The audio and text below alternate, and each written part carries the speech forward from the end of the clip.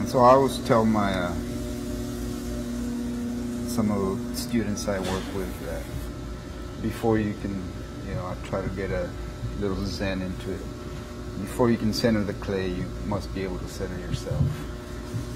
My name is Julian Rodriguez, and I'm a lecturer in the Visual Arts Department at UT Brownsville. Sculpture 1 is a beginning course, which is based more on teaching the student or exposing them to problem solving.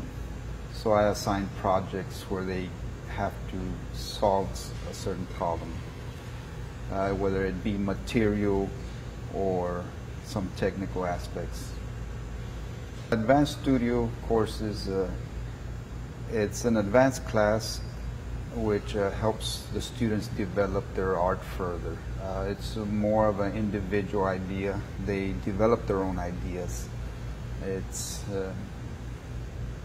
at an advanced class. By this time they should have an idea of what their artwork is about.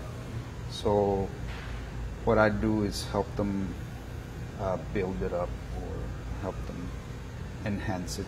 My area that I work with most is ceramics. Since about 1995 I really started on my own, and then I went to work at professional studios in 1996.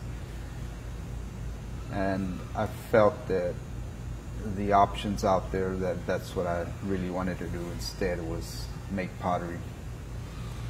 The exhibit at the Alonso building features my series of what I call folk saints or santos, and that's something I do aside from pottery. It's more creative. It's not just sitting at the wheel and making pots. It's more involved, and I like to include the cultural aspects, my culture, into my pieces. And folk sainthood is really sainthood that it's given to by the people or the folks.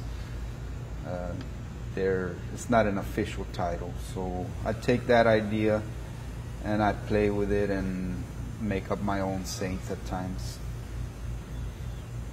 Santo Remedios, which is a saint of remedies. So I put a tool belt on him, just like a carpenter or any tradesman would have, and on the belt I included tools of the trade which would be recognizable by the culture. I put the egg for the ojo, piece of newspaper for taking air out of the ear, and just herbs in general, and on the hands and on the tool belt. So that just gives it a connection, and those that are familiar with the culture I think would recognize that.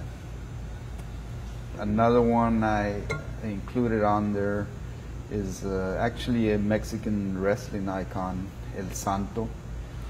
And I figured I was making a show on saints or santos, that I picked one whose name was already El Santo. So I recreated him in my style. And I got that idea from making pottery. The original one, I was making a bowl, and it started getting wobbly on me and it flopped. So when I picked it up and set it on the table, it looked like it was a figure in a robe. So I added a head and hands and feet, and from there it took off.